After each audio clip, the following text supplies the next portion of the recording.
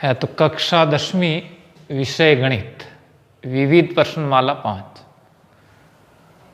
विद्या भारती द्वारा संचालित आदर्श विद्या मंदिर में आप लोगों का ऑनलाइन क्लासेज में हार्दिक स्वागत व अभिनंदन। तो आप लोगों ने वो पिछले वीडियो के अंदर 5.2 अध्याय का अध्ययन किया था और उसमें अनुपात यानी कैसे निकालते हैं ये सब सीखा था।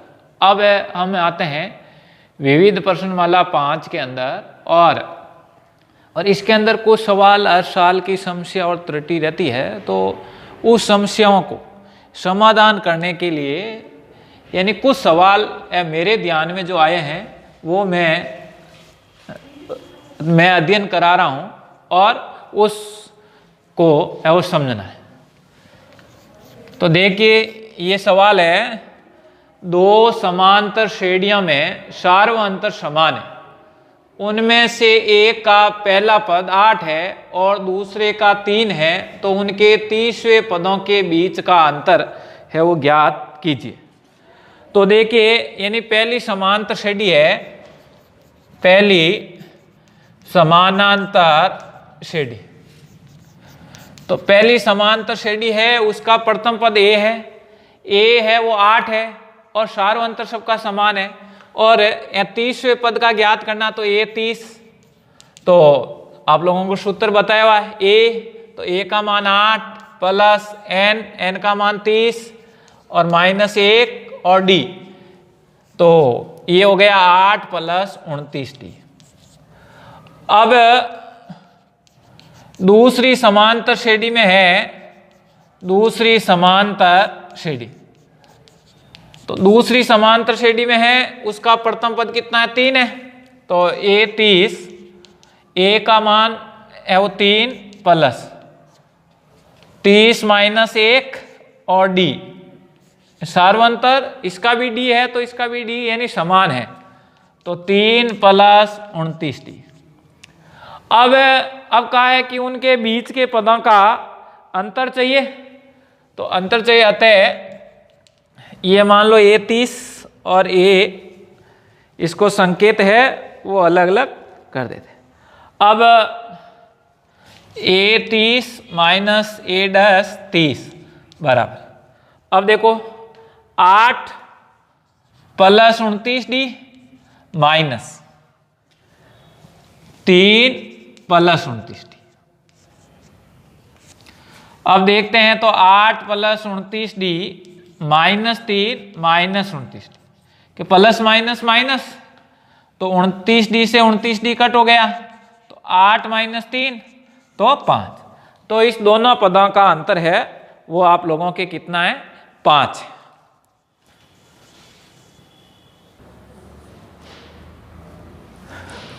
एक सवाल और है, देखिए यदि 18 a b और माइनस 3 समांतर श्रेणी में है तो a प्लस b का मान ज्ञात करें। तो ये ज्ञात करते हैं, तो देखिए a का मान तो 18 है। अब दूसरा पद है a प्लस d, उसका मान यानी किसके बराबर है, वो इस a के बराबर है, मान लो ये।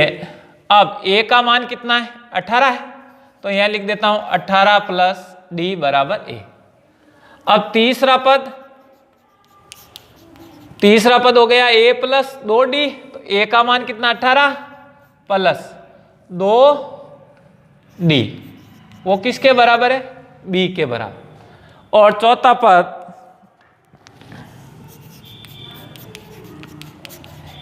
पद है a प्लस 3d होता है, तो a का मान कितना है 18 प्लस 3d बराबर माइनस 3। तो इससे हम d का मान है वो ज्ञात कर सकते हैं, अतः 18 प्लस 3d बराबर माइनस 3। अब ये 18 प्लस का है उधर जाएगा तो क्या हो जाएगा ऋणात्मक हो जाएगा, तो 3d बराबर माइनस 3 और माइनस 18, तो 3d बराबर माइनस के 3 और माइनस के 18 कितने हो गए? माइनस के 21। तो d बराबर, यहां गुणे में है, इधर जाएगा तो भाग में आ जाएगा, तो -21/3। तो d बराबर माइनस का 7। तो d का मान हमारे पास है वो माइनस का 7 प्राप्त। अब हम दूसरा पद और तीसरा पद आसानी से निकाल सकते हैं। तो दूसरा पद, हमारे पास दूसरा पद है 18 + d बराबर a। अब d का मान कितना? -7 है। तो 18 प्लस ये d का मान यहां से रख दिया -7 बराबर a। तो 18 प्लस माइनस -7 बराबर। तो a का मान कितना हो गया? 18 में से 7 चले गए तो आप लोगों के कितने बचे? 11 बचे। अब तो ये a का मान है। इसी प्रकार हम b का मान भी निकाल सकते हैं। तो ये b का मान निकालता हूं, मान लो 18 + 2d बराबर b। तो 18 है प्लस 2d, यानी d का मान कितना? -7। तो -7 बराबर b। तो 18 प्लस माइनस माइनस 7 दूनी 14 b। तो b बराबर 18 में से 14 चले गए, कितना रहा? 4। तो इसमें ये आप लोगों के है वो a का मान है वो 11 प्राप्त हुआ, b का मान 4 प्राप्त हुआ। हमें क्या चाहिए? a + b। तो a + b बराबर a का मान 11 हुआ, b का मान कितना हुआ? 4। तो 11 और 4 है वो 15 हुआ। तो किताब के अंदर तो ये आप लोगों का ऑब्जेक्टिव टाइप है वो प्रश्न है, परंतु प्रश्न को सरल करके है वो मैंने बताया है। तो a + b का मान है वो कितना आपको प्राप्त हो गया? 15 प्राप्त हुआ।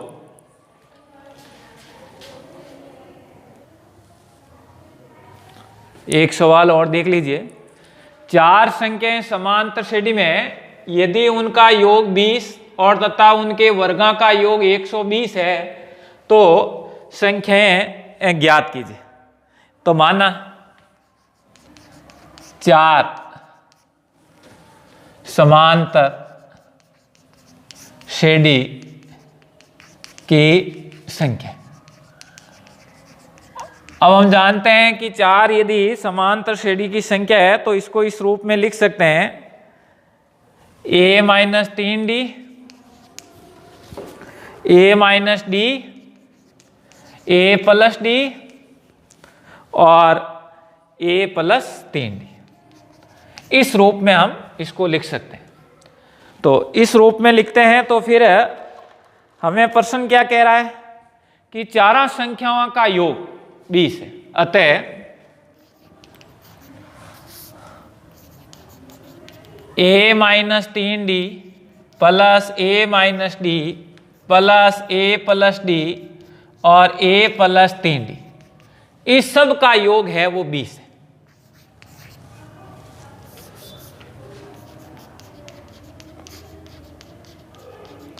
अब देखिए जोड़ लीजिए, 1 2 3 और 4 है, 4 है, ये 3d, ये 3d, ये d माइनस का, ये d प्लस का, 4a बराबर 20।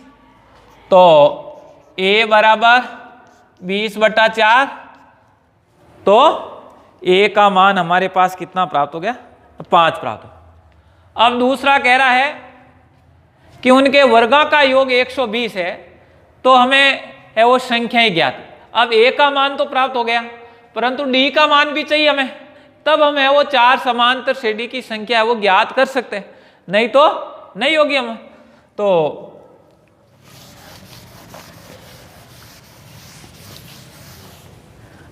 अब इसके वर्गों का योग a - 3d का वर्ग, a - d का वर्ग,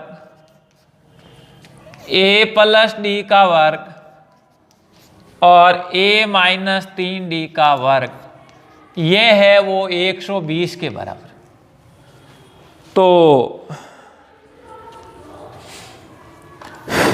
अब देखिए इसको a माइनस बी का होल स्क्वायर खोलते हैं तो a square minus 2ab plus b square, तो a स्क्वायर माइनस 3 दूनी 6ad प्लस 3d का होल स्क्वायर कितना हो जाता है 9d स्क्वायर, क्या 3 का वर्ग 9। अब a माइनस डी का a स्क्वायर माइनस 2ad और प्लस डी स्क्वायर, इसमें भी a प्लस डी का होल स्क्वायर, तो a square plus 2ad plus D square. अब इसका a स्क्वायर यहाँ प्लस है, माइनस नहीं, a प्लस 3d था, तो a square plus 6ad plus D square, 3d का स्क्वायर कितना हो गया 9d स्क्वायर बराबर 120। अब देखिए माइनस के 6ad प्लस के 6ad कट हो गए, माइनस के 2ad प्लस के 2ad कम हो गए। अब कितना बचा 4a स्क्वायर और प्लस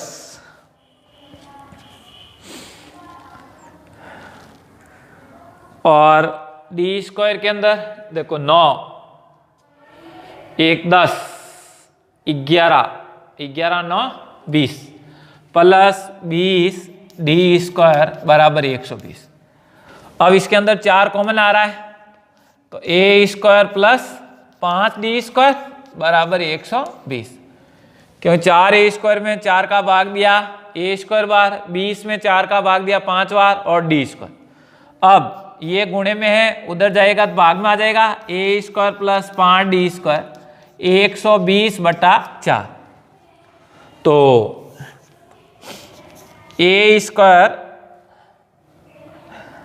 प्लस 5d स्क्वायर 120 में 4 का भाग दिया तो 30 बार।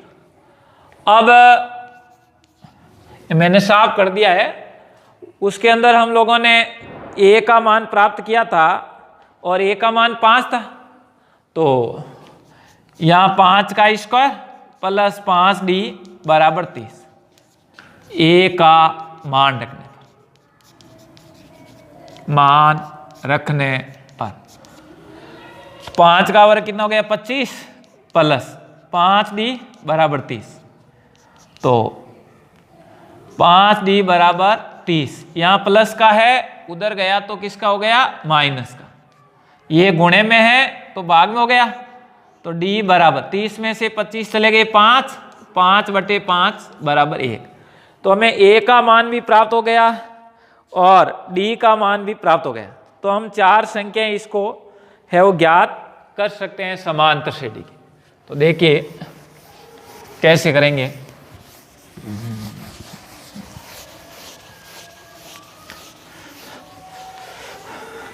तो हमने समांतर श्रेणी क्या मानी थी,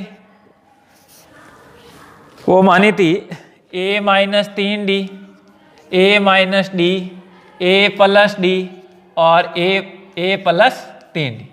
तो a का मान हमारे पास कितना प्राप्त हुआ 5 माइनस 3 इंटू डी का मान 1 प्राप्त हुआ, 5 माइनस 1 5 प्लस 1 5 प्लस 3 इंटू 1, तो ये हमें प्राप्त हुआ था। 5 में से 3 चले गए 2, 5 में से 1 चला गया 4 और 5 प्लस 1 कितना हो गया 6 और 5 और 3 कितने हो गए 8। तो क्या तो हमारे पास समांतर श्रेणी हो सकती है, 4 संख्या हो सकती है 2 4 6 8, या इसके विपरीत भी हो सकती है 8 6 4 और 2, क्योंकि जरूरी नहीं है कि यहाँ से भी समांतर श्रेणी हो सकती है। तो वो 4 संख्या हमें ज्ञात करनी थी, तो क्या तो 2 4 6 8 या 8 6 4 2। तो इस प्रकार से आप लोगों का ये 5वां अध्याय है वो यानी संपूर्ण हुआ है। शेष जो वीडियो नहीं आए हैं वो माध्यमिक शिक्षा बोर्ड ने है वो कम कर दिया है पाठ्यक्रम, तो ये आपके पाठ्यक्रम में था।